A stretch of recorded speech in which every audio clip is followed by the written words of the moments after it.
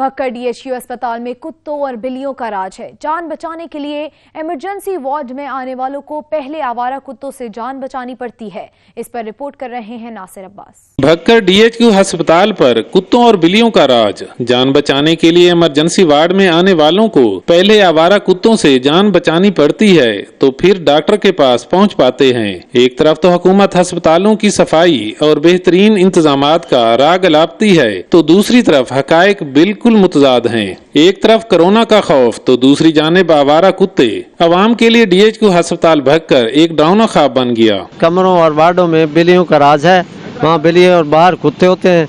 बहुत सारे मसाइल पैदा होने का अंदेशा है और ज़िले इंतजामिया खाली दौरे कर रही है। थल रीजन के सबसे बड़े अस्पताल में दाखिल हूँ तो आवारा कुत्ते मरीजों का इस्तकबाल करते हुए नजर आते हैं। यूं लगता है कि जैसे ये आवारा जानवर इमरजेंसी वार्ड में ड्यूटी सर अंजाम दे रहे हों। और DHQ इंतजामिया को तवज्जो देनी चाहिए क्योंकि ये इस वक्त जो है इस वायरस से बचने के लिए बहुत जरूरी जो है ना इकदाम करने चाहिए ताकि आवाम को इस मूजी मर्ज से बचाया जा सके। टूटी फूटी सड़कें, तबाहल सीवरेज और सफाई की अबतर सूरत हाल का सामना भक्कर के बासियों को पहले ही था। रईसी कसर DHQ अस्पताल भक्कर में घूमने वाले कुत्तों और बिल्लियों ने पूरी कर दी, जो कि अस्पताल इंतजामिया की नाहिली का मुंह बोलता सबूत है। ताहम जरूरत इस अमर की है कि डिप्टी कमिश्नर भक्कर फौरी नोटिस लेकर अस्पताल से आवारा कुत्तों और बिल्लियों को तलब करवाएं। कैमरामैन समीला शाकरी के साथ नासिर अब्बास, सच TV भक्कर।